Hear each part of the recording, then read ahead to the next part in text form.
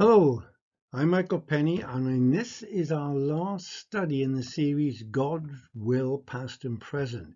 And in this study, I want to look at the will of God, or God's will, in the 21st century for Christians. Now, I'm going to draw on what we've learned from the first four studies and from the experiences of the people that we've considered in those first four studies. We considered the Jews in the Old Testament. We considered the Jews when Jesus was on earth. We considered the Jews and Gentiles during the Acts period, when there was a big difference between Jewish Christians and Gentile Christians on some issues. And then we looked at the will of God for Christians in the post-Acts period, when that division between Jew and Gentiles no longer existed. So I think the will of God, the clear will of God, the general will of God for the people of Israel in general during the Old Testament time was to keep the law of Moses and be good people of character and morals. That was also the situation for them during the Gospel period and the Acts period. Right? We know that. But one of the lessons we can learn from it is how well did the Jews manage to do that when they were under the domination of a non-Jewish, non-Christian authority. And by looking at that, there may be lessons for us living in the 21st century, because we live in certainly a non-Christian society. We may not be dominated by a non-Christian authority, but certainly our society is very non-Christian. Now, actually, it was impossible for the Jews to keep the Mosaic law perfectly. Basically, they were sinners and come short of the glory of God, just as it's impossible for us to live perfect Christian lives. But there were other reasons why it was impossible for them to keep certain parts of the Mosaic law. For example, consider the Sabbath regulations. These are one of the 10 commandments in Exodus 28-10. He says, "Remember the Sabbath day by keeping it holy. 6 days you shall labor and do all your work, but the seventh day is a Sabbath to the Lord your God. On it you shall not do any work, neither you, nor your son or daughter, nor your manservant or maidservant, nor your animals, nor the alien living within the gates." So any Gentile living in the society of Israel, the Jewish people, also was to rest on the Sabbath day. Keep the Sabbath day holy, and you kept it holy by not working. The word holy basically means to be separate, to be different. So the seventh day, the Sabbath day, you kept it holy by doing no work. And that included not letting Gentiles who lived in your society, in that Jewish society, to do work. So if something went wrong on the Sabbath day and you wanted to fix it, you couldn't fix it because you were a Jew, but you couldn't go down the road and pull out this Gentile and say, "Can you come and do this work for me?" Because the answer was no.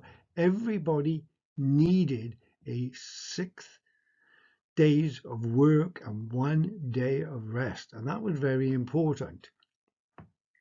Okay.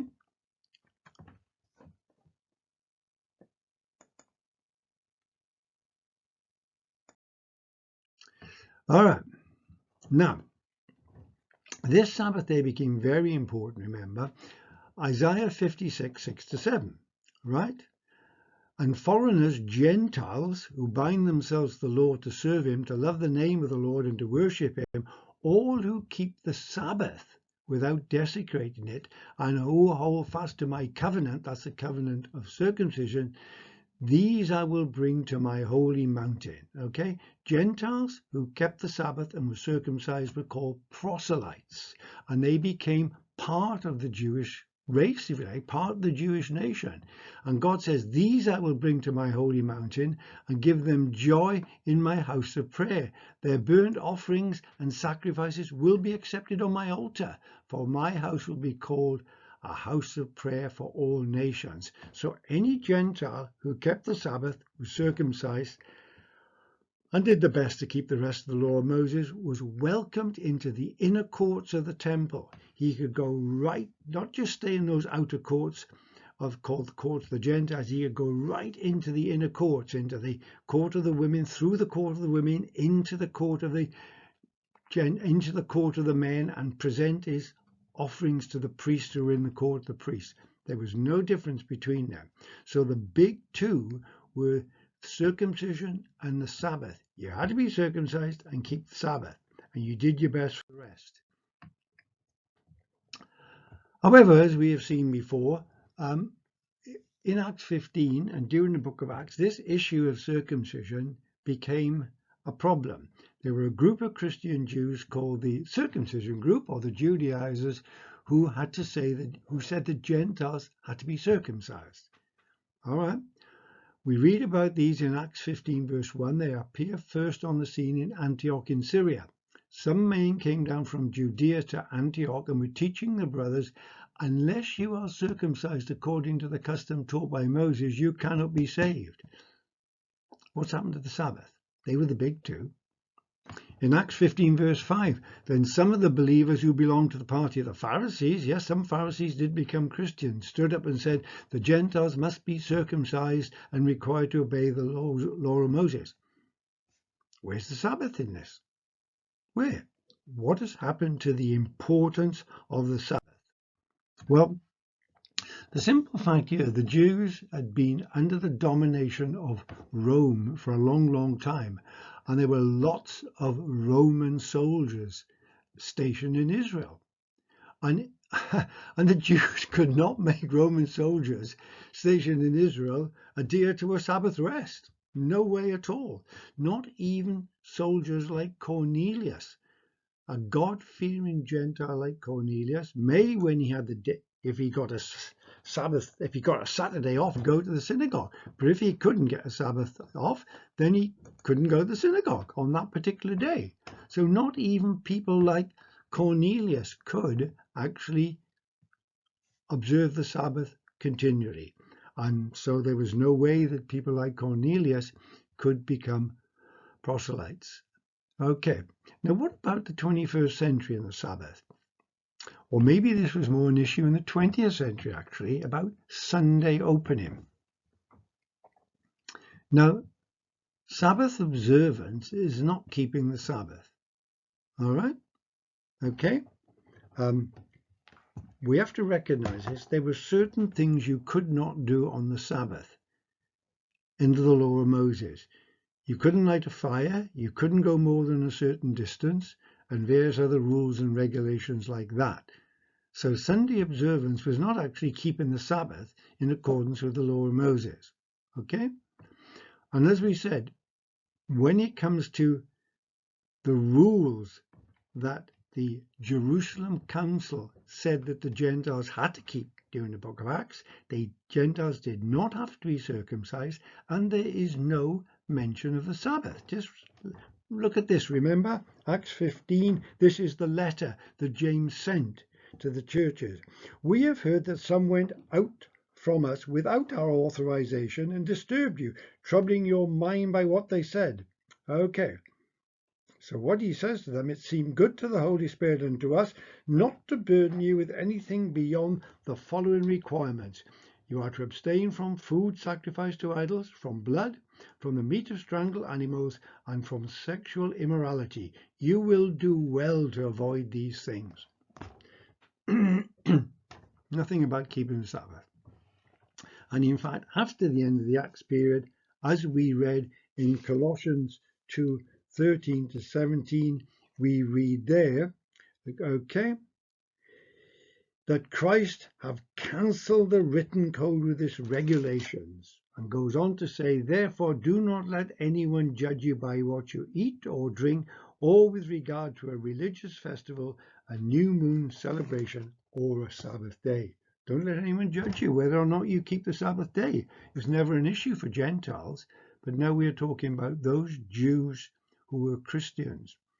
Up to you whether you want to keep the Sabbath day. Are you going to keep it? You don't have to, anymore. Okay. So, what do we do with this Sabbath day? Well, remember, the Sabbath day was set up for rest. No work was to be done.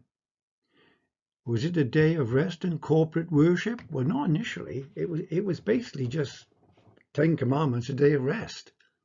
So is it a good idea for us to have a day of rest and to worship God cooperatively all together? Well, I suppose the answer to both of those are yes, by implication.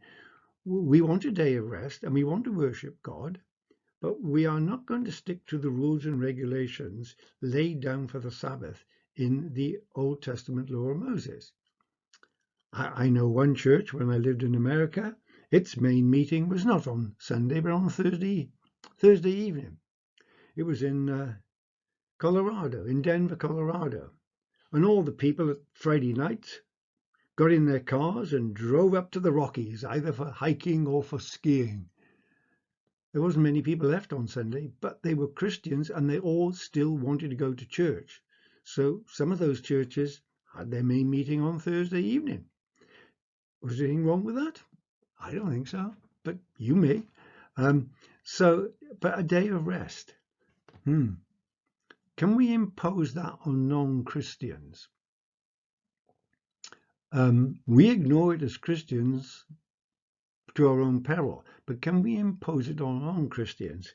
The Jews couldn't impose it on the Romans and therefore couldn't impose it in New Testament times on any other Gentiles that lived amongst them.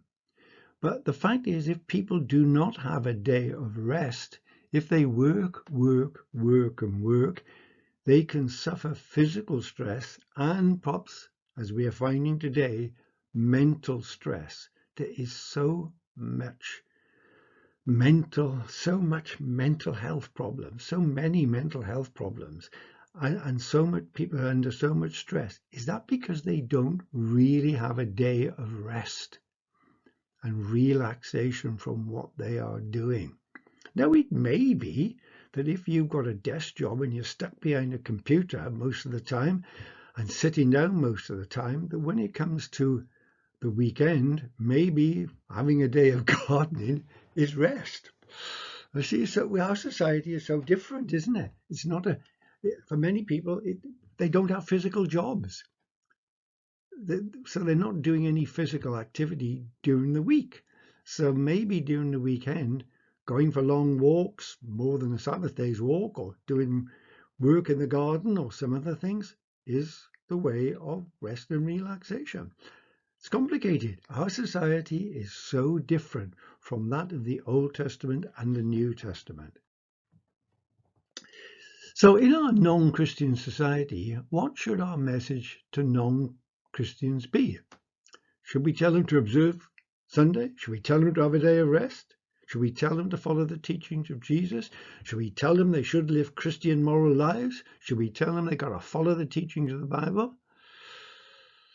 Well, hang on a moment. Let's face it, living the Christian moral lives, that's difficult for Christians who are indwelt and empowered by the Holy Spirit. Following the teachings of the Bible is not easy, and we do need the help of the Holy Spirit living within us. But what about non-Christians that don't have the Holy Spirit living in them? Wouldn't they find living the teachings of the Bible, living the morality of the Bible even more difficult? Well, they would, I think, definitely. Absolutely. So what should our message be to non-Christians? What would God will be for us to say to non-Christians? Well, here's a passage which I think may help us. It certainly helped me. It's Philippians 2:12-16. Therefore, my dear friends, as you have always obeyed not only in my presence, how much more in my absence? Continue to work out your salvation with fear and trembling. For it is God's who works in you to will and to act according to his good purpose.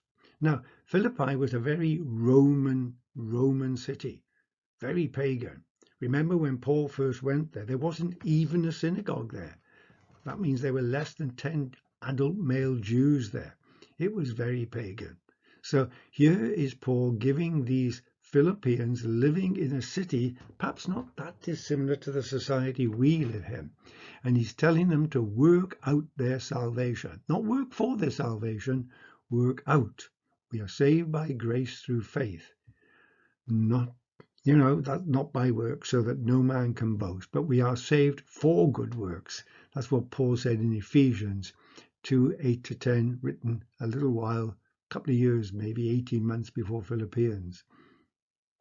We're to work out our salvation with fear and trembling. Now be careful with that expression. We've spoken about this in an earlier study here where we talked about Proverbs saying the fear of the Lord is the beginning of wisdom. The fear of the Lord is the beginning of knowledge. And the word means not to be afraid, but to be in awe of, revere.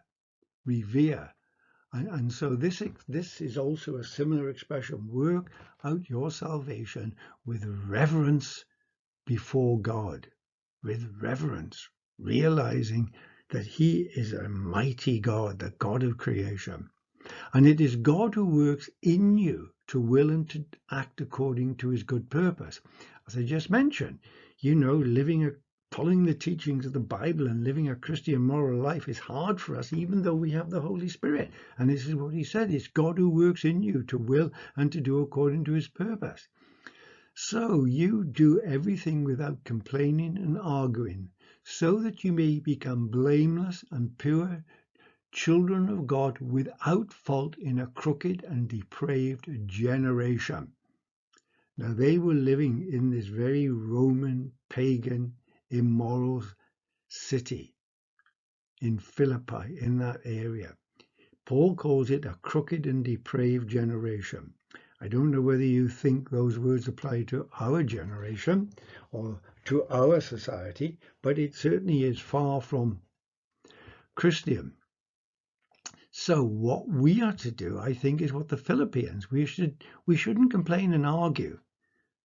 In our society, people are always complaining and arguing. They're a society of malcontents. Should we be like that?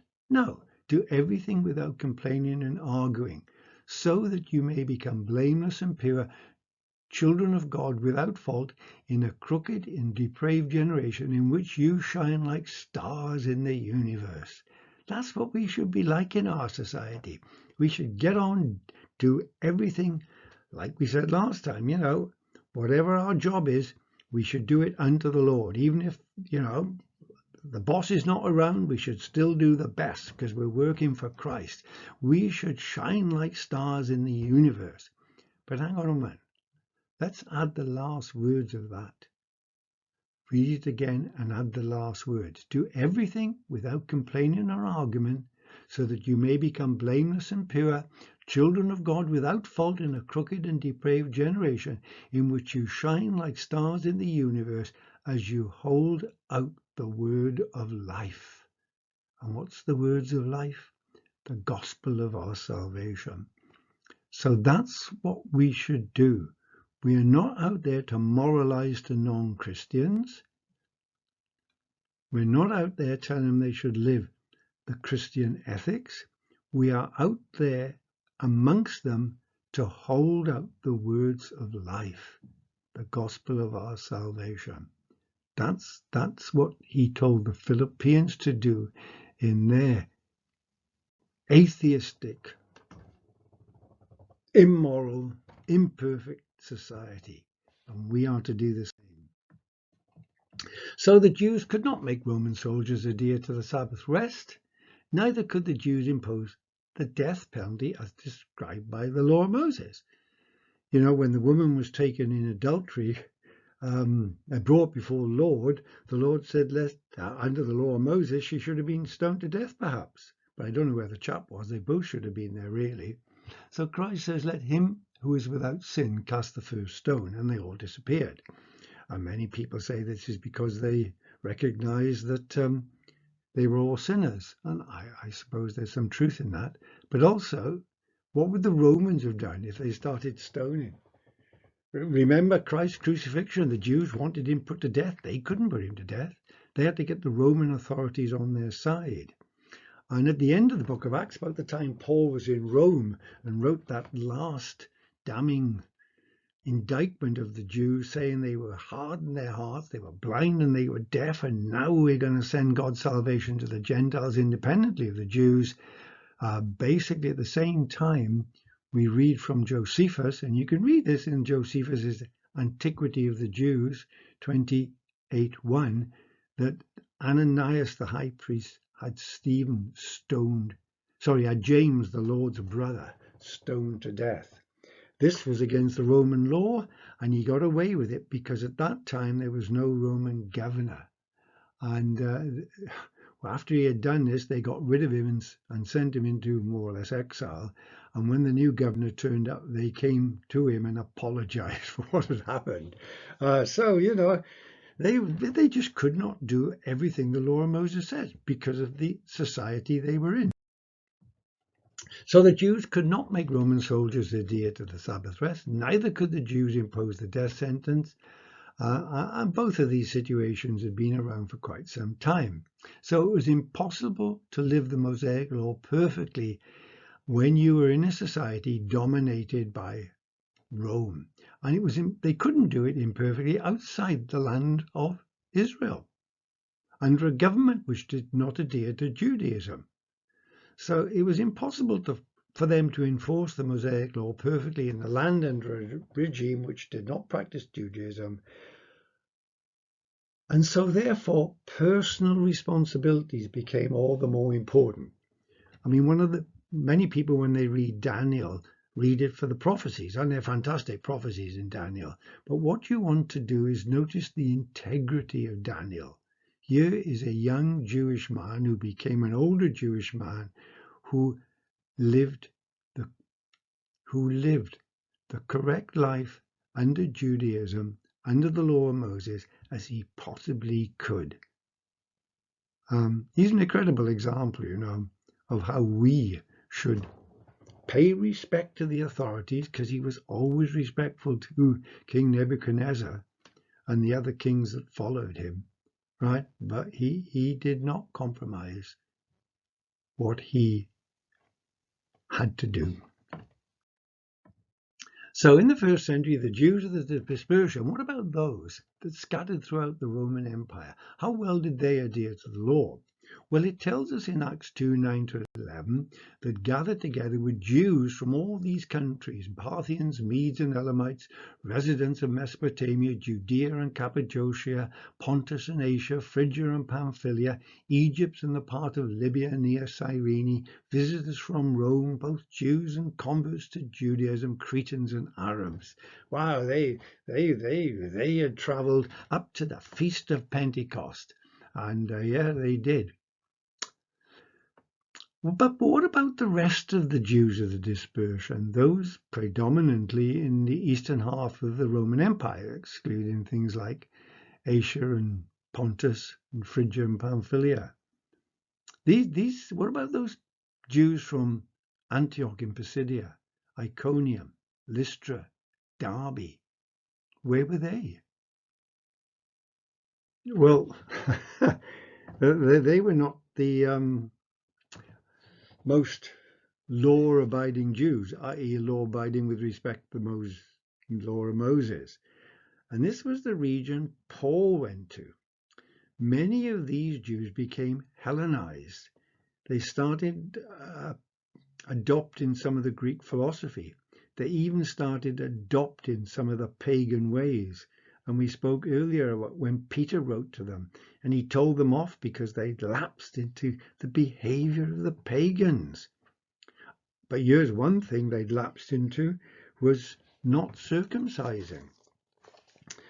On occasions, when Paul came to Derbe and then to Lystra, where the disciple Timothy lived. His mother was a Jewess and a believer, but whose father was a Greek. So she'd married outside of Judaism, but Jews took their nationality from the law of Moses, from the mother. The brothers at Lystra and Iconium spoke well of him. Paul wanted to take him along on his journey, so he circumcised him because of the Jews who lived in that area. Yeah, Paul circumcised him. He should have been circumcised as a child, but these were Jews of the dispersion who had become lax, Hellenized. And if Paul wanted to take Timothy with him into synagogues, right into the heart of synagogues, and have him give his testimony, well, if he hadn't been circumcised, he would have had to have sat with the God-fearing Gentiles upstairs behind a screen on the side somewhere. But now being circumcised, he could be a full witness. So what we find, like Daniel, personal responsibilities become very important if you are living in an alien culture or have an alien power over you. When that happens, believers, well, they can become lax, or sometimes they can be ultra strict, become very inward looking. Anyway, lax. Well, like the Jews in the eastern half of the Roman Empire, they became lax in their Judaism. What about 21st century Christians? Have some of them become laxed? One book I read said the 21st century Christians, many of them had been chameleons. What did he mean? Well, they were white on Sundays, light grey in the week, dark grey on Friday nights and Saturdays, and then they became white again on Sundays. In other words, they were very much Christians, no doubt about that. But during the week, and when they were at work, well, their Christianity didn't shine through much, and certainly on the weekends, when they were out, you couldn't tell that they were Christians. Not quite black, but certainly dark grey. Is that what we're like in the 21st century, when we're surrounded by the vast majority of people who are not Christians, and we live in a permissive society? Strict. Maybe not. Maybe we're very strict. We become tribal.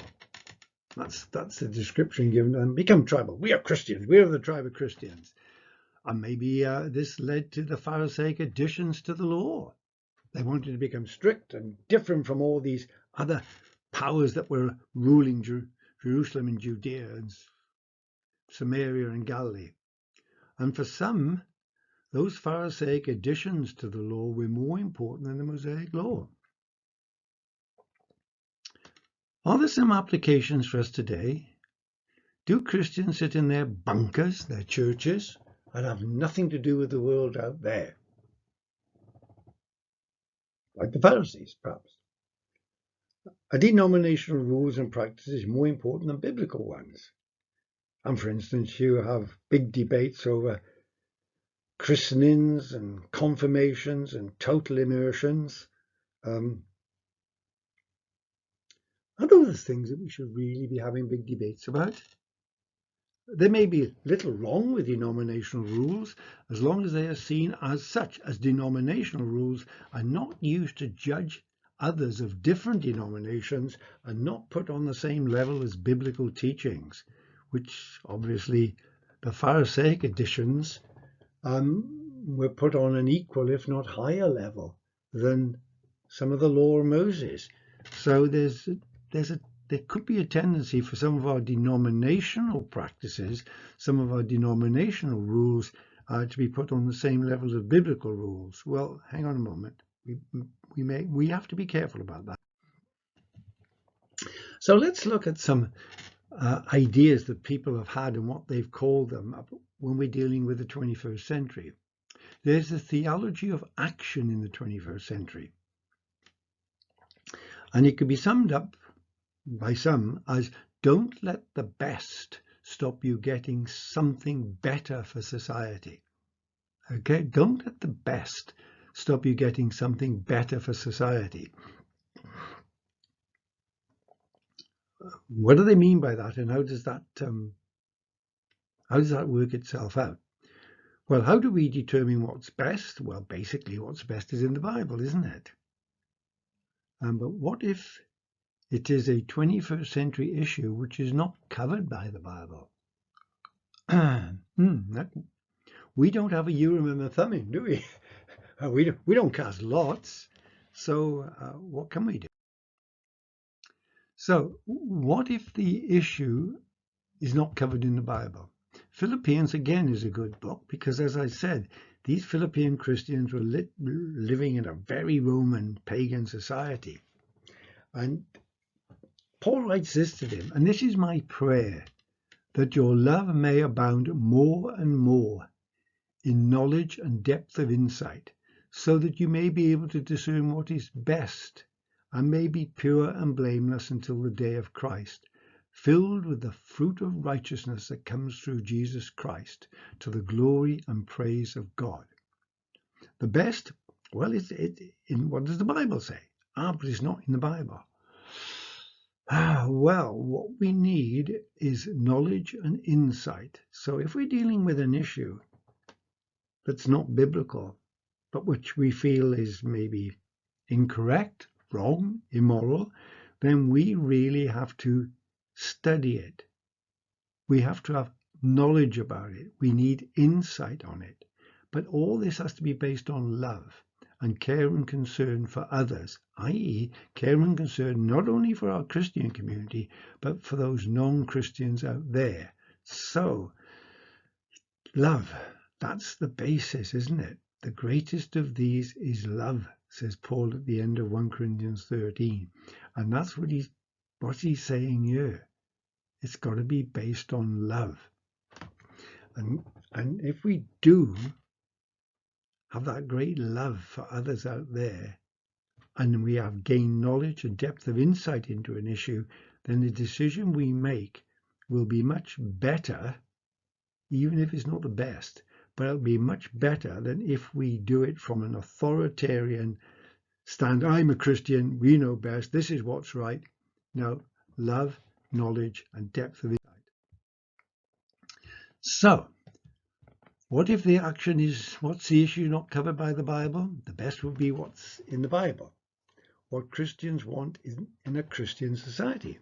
What Christians should do themselves. Okay, that's the best. And we realize that. The best is what's in the Bible. That's what Christians will do themselves in their churches. And that's what we should do. The better, perhaps, would be moving society towards the best. Notice that, moving society towards the best. Why not seek the best for society? Well, we'll come on to that in a moment. Did the Jews try to do that in the first century under Roman domination? And did the Jews of the dispersion try to do that under Roman domination? No, it doesn't seem to be that they did.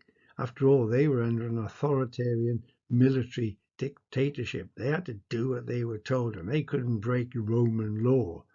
The Romans let them have a fair amount of freedom of worship, but hang on a moment. You obey our law and pay our taxes, and we'll protect you, and you'll have peace. And they did. The Pax Romana, the Roman peace, was a great time. Gave Paul freedom to move anywhere he wanted to in the empire. But what about Christians in the 20th and 21st centuries? It may depend where you live. What happens if you're living in a country under is an Islamic dictatorship? That would be very different from if you live in a democracy like we do. Now, in a democracy, getting something better, it'd be very difficult to get the best. There's big issues in certain countries about abortions, whether they should be legal or not illegal.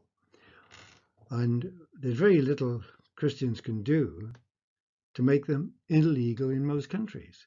And what many campaigns have done is to reduce the time limit on abortions from 30 weeks down to 26 weeks, down to 20 weeks, and down to whatever it may be.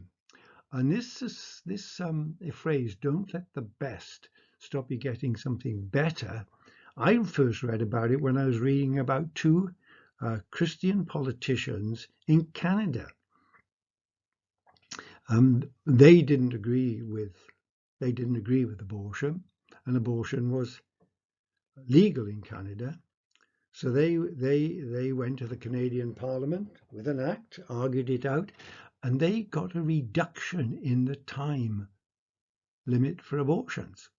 In other words, they got something better, but they didn't get the best.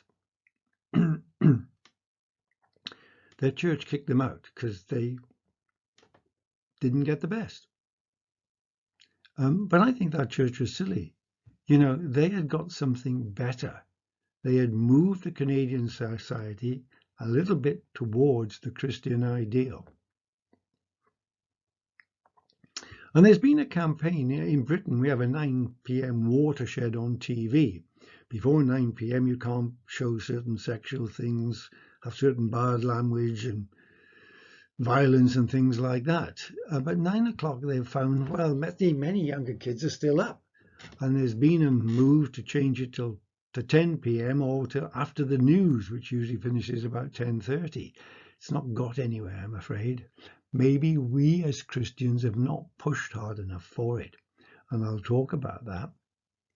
And there's also been campaigns against violent sexual websites. Now, people like myself, I would like to see all violence and all sex taken off television and websites totally. I'm not going to get that. And I know certain Christians I know personally who have campaigned against the violent sexual websites and have got somewhere with that.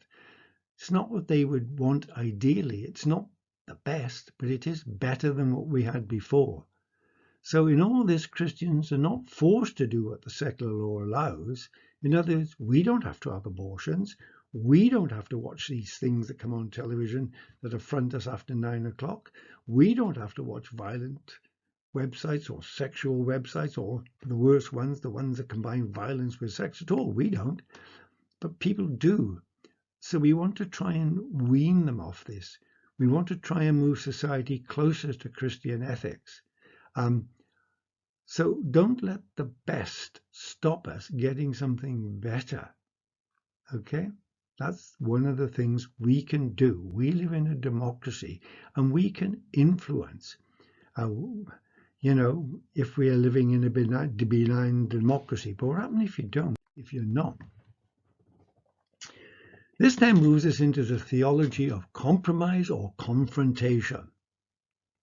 Remember, Peter, James were dragged before the Sanhedrin, and they just said, "Judge for yourself whether it is right in God's sight to obey you rather than God, for we cannot help speaking about what we have seen and heard." You are not to mention the name Jesus. You are not to talk about his death, his resurrection, certainly not.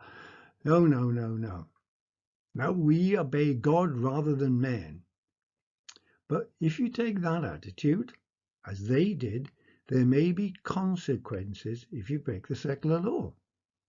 They confronted the high priest, the Sanhedrin, the chief priests, the temple guard, officers of the temple guard, and as a result they were imprisoned and Peter and John were flogged. That's were the consequences of confrontation. What they said was right and proper, but there were consequences for them. Now, Jews in the eastern half of the Roman Empire compromised greatly, as we have mentioned. Many of them were Hellenized, adopting some of the Greek philosophers' views, adopting some of the permissive morality of the Gentiles around them, and many of them were Hellenized, like not circumcising, as we have mentioned. What about the theology of compromise or confrontation for us in last century and this century? Last century there was conscription, particularly for the Second World War, and there's been talk now, because in Britain the army is so low in numbers, and because of so much unrest in the world at the moment, in many Muslim countries, in Gaza and Israel, in Iraq, Iran, and Syria. And then there's the war in Ukraine, and there's a fear of China with Taiwan, and you've got North Korea, that they're thinking of bringing back conscription. Now, when there were conscription in the last war, you did have conscientious objectors to war. Now, if you were a conscientious objector, you could appeal, and then you went before a tribunal, I think it was, rather than a court, and you will listen to and you put your case. As a result, some went free. As a result, some were in prison. As a result, some joined what was called the non-combatant corps. They were not armed, and they were the people that went out on battlefields and picked up injured soldiers on stretchers. So there you have quite an array of different reactions to conscription. What would you do if there was conscription again? What would I do? I don't know. I don't know is the honest answer. I suppose it would depend if I considered it a just war or a non-just war. Or it depends if my homeland was invaded. If we were invaded, I think I probably might go to arms. You see, it's very easy for us to sit back in a theoretical situation and discuss it.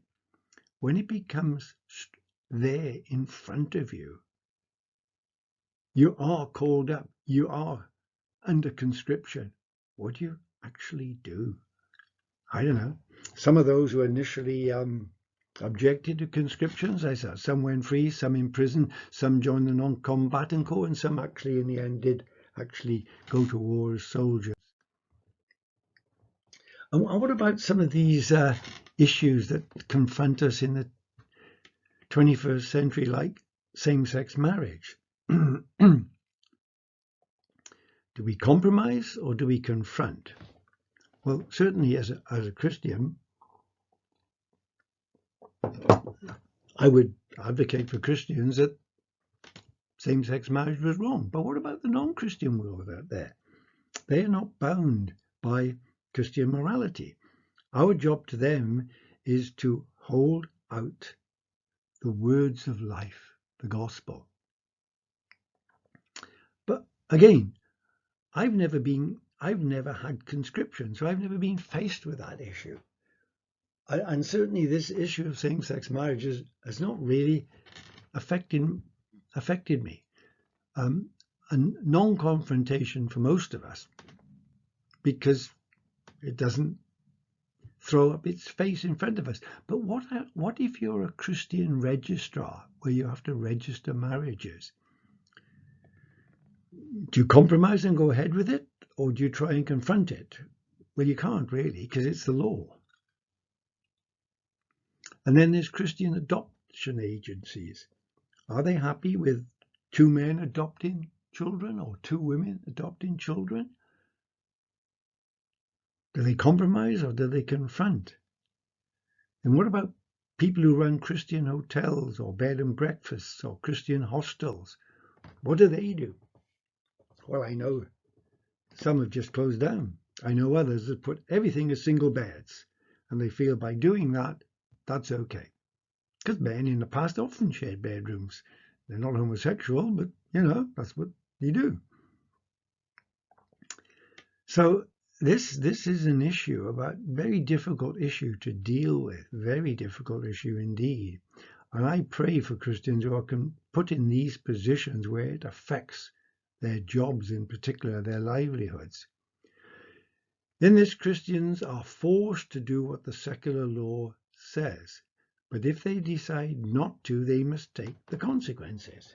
The consequences may be that they give up their job. The consequences may be that they will lose their livelihood, or they may compromise. So moving from a permissive society to a prescriptive society, Roman society was very permissive. As long as you paid your taxes and kept the Roman law, they would protect you, look after you, and it was easy. You could have your religion. There was only a couple of things they banned in religions. No religion could have human sacrifice. Fair enough. That's a good law, that, right? But hey, the 20th century started to become quite permissive in the 60s, and some of the laws passed in 1967, which were the legalization of homosexuality, the abolishing of censorship so that violence and sex could be shown freely, and no-fault divorce.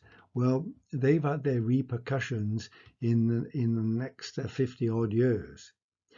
However, 21st century society is becoming more prescriptive. What you must allow, and if you don't allow it, then you've broken the law. Now, confrontation will bring results. Confrontation will bring results. But I don't like the word confrontation, although that's used in this theology, because confrontation will bring results Opposition will bring results provided it is done in love and grace. You know, and if you do that, support will come from surprising places. Now, have a look what he says in Colossians 4:11. He says this, okay, and I can find it. Here we are.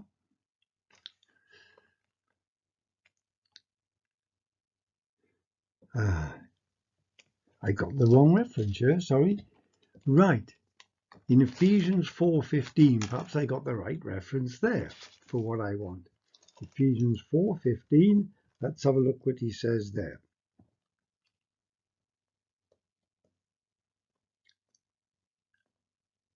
He tells them in 4:15, this is the right reference, instead, speaking the truth in love, we will all in all things grow up in him. Speaking the truth in love. That's what he's talking about, right? And what I've wanted to say in Colossians was, let your speech be seasoned with grace. Okay? So confrontation will bring results, provided the truth is spoken in grace and love with humility. Now, if we do that, it is surprising that we can move society closer to the best. We can get something better, even if we can't get the best. And when we do that, sometimes support comes from surprising places. I remember there was a gentleman some years ago speaking at Speaker's Corner in Trafalgar Square, which is the symbol of freedom of speech, and he was speaking against homosexuality, and he got arrested. And the person who came to his defense was a person called Peter Tatchell, who is a homosexual, a libertarian, and a great believer in freedom of speech. And he said that if I can speak against Christianity, this man can speak against homosexuality as long as he doesn't incite violence.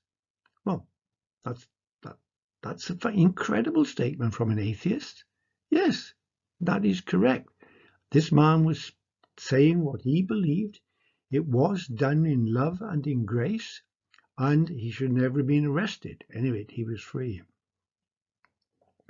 And then you had really, really terrible laws like the poll tax we had in Britain, which was instead of the property tax. It was terrible. It was unjust. And so some people refused to pay it, and they went to jail. And two old ladies went to jail because they refused to pay the property taxes. They were old age pensioners, and it caused such a havoc that it caused the government to change the law. They were nice old ladies who spoke the truth in love and grace, and we're not going to pay it. And they didn't pay it, and they went to prison, and there was a hoo-ha about it. So, there are things we can do in a permissive, atheistic, materialistic society, but it's got to be done in love and grace. I mean, we know we had these other people have been put in awkward situations. Richard Dawkins, that atheist, who sponsored atheistic adverts on buses. It said things like, there's probably no God, so go out and enjoy yourselves. That's all it said. There's probably no God, so go out and enjoy yourselves. What he meant by enjoy yourselves, this was mainly aimed at students. Go out and enjoy yourself. It's perfectly okay to get drunk and have sex before marriage. That's what called enjoying yourself. So what do you do on this? Well, for most of us, there's no confrontation. But what about Christian bus drivers? Do they just compromise and drive the buses, or do they refuse to drive the bus with that on the side? And if they refuse to draw the buses with it on its side, they may lose their job. So if you confront, you must be prepared to accept the consequences of British law. As I said, Peter and company, when they confronted the law, what happened to them? Acts 5:18, it tells us very clearly what happened to them. Right? They arrested the apostles and put them in the public jail. Acts 5:18. Verse 29, Peter said, look, we must obey God rather than men. Didn't compromise. Verse 40, they called the apostles in and had them flogged and ordered them not to speak in the name of Jesus again. So, this is the delicate problem we have in this 20th century. Do we compromise for ourselves? No. I will not compromise what I believe. And I will say, I don't believe sex before marriage is right for Christians. I don't believe getting drunk is right for Christians. That's what I will say. And I certainly won't do those things myself. Adultery is wrong. I won't commit adultery.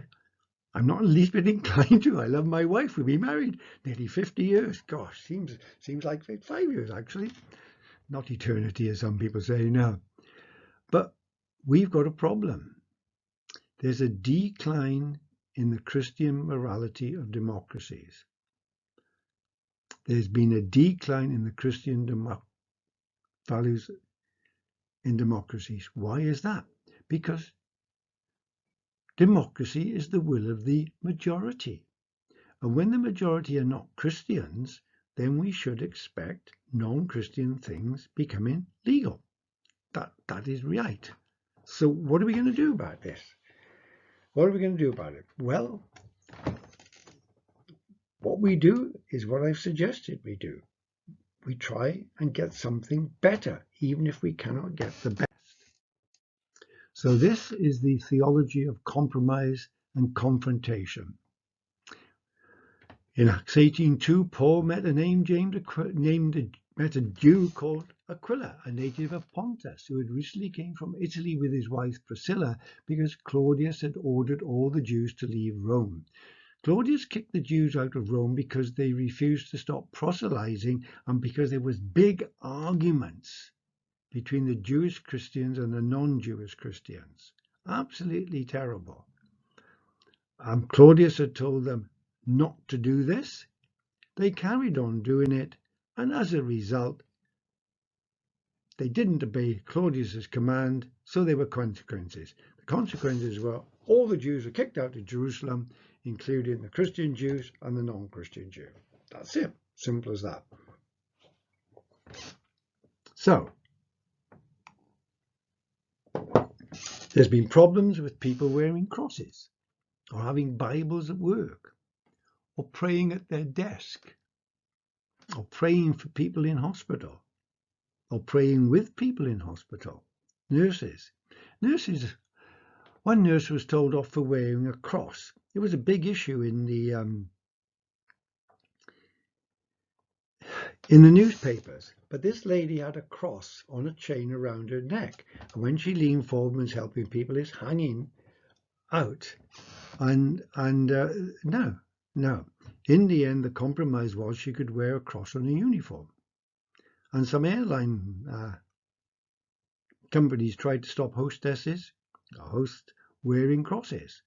But they said, well, if the Muslim airline stewards can wear their scarf over their head, why can't we wear a cross on our uniform? And so, yes, they got the rules of their workplace changed. They got you can do it if you do it in speaking the truth in love and with grace. Go to your employer, give a sensible case, and see what happens. Okay, I won't wear my cross on my chain around the neck so it dangles. Can I wear my cross on my uniform? Because we have Muslim nurses that wear the headscarf. Come on, if they can wear the headscarf, why can't I wear a cross? Similarly like that. So you have to research, know what your case is, present it sensibly with grace and love, not be antagonistic towards your employer. You're not going to get anywhere like that, but respect your employer, treat him with love or her with love, treat them graciously. Okay? Now, the thing we can all do is we can all write individual letters complaining about things. And I would agree with doing this. But not only individual letters complaining, let us also write individual letters praising. I have written individual letters, and some of my friends have, complaining and praising to the BBC. Clearly complaining. The complaining letters have outnumbered the praising letters. Also the national and local newspapers, I've done that. Saying when something I disagree with that they've printed or something that I agree with, great, and thank them for doing it. So, and also do that to MPs. Write to your MP when he's done something good, and also write to the MP when maybe he's supported something which you disagree with. And do you know that letters from 10 individuals graciously expressed and well argued are far more powerful than an email petition with 1,000 signatures, because it's just gone from one to another to another to another to another. There's not a lot of attention paid to those because they don't know how sincere many of those people are. But yeah, write personal letters. Write personal letters. Christian ethics are sane and sensible. They really are, for the benefit of the individual and for the benefit of society. And argue their case rather than quote the Bible. Now, the Bible is the great authority, but if I'm writing to the BBC or some newspaper or some MP and I say, what he's done there is wrong because it says this in the Bible, they're not going to really listen much, actually. But if I say, look, this is going on and I don't think this is the best because this, and this reason, they may well then listen because you have argued your case rather than quote the Bible. So we may well find, and there are very good reasons in the Bible for Bible morality. Think of it. Do not get drunk. Think of all the consequences and problems there are with people getting drunk. As it says in Colossians, do not get drunk, which leads to debauchery. And think how many young girls who have had too much to drink on a Friday or a Saturday night who have then got sexually molested or even raped. I mean, it's bonkers. Don't get drunk. We don't need to quote the Bible. We can quote the repercussions of drunkenness if we want to cut down on something like that. So let's think about our ethics, our Christian ethics. They're sane and sensible. Why has God said this? Why has God said thou shalt not commit adultery? There's a very good reason. It keeps the sanctity of marriage. It means you appreciate each other more and more. It doesn't lead to instability in society. Adultery leads to divorce and a breakdown of marriage, a breakdown of families, and children end up in in a single parent family, and it's not good. It's not the best. But as I say, let us not only write to our broadcasting corporations or on newspapers or MP about things we disagree with. Let's also write to them about the things which you think are good. I remember way back in 2008, seems a long time ago now, BBC put on at Christmas a play called The Passion. It was absolutely excellent, and the depiction of Caiaphas in that was, I really thought, exceptionally credible. So I did write to the BBC about that, congratulating on them and saying congratulate the director, on the depiction of Caiaphas. Not only did I have an email back from the BBC, I had an email back from the director. So that will encourage them to put on more Christian things. And lately we have found that very overt Christian films are being shown in the cinemas.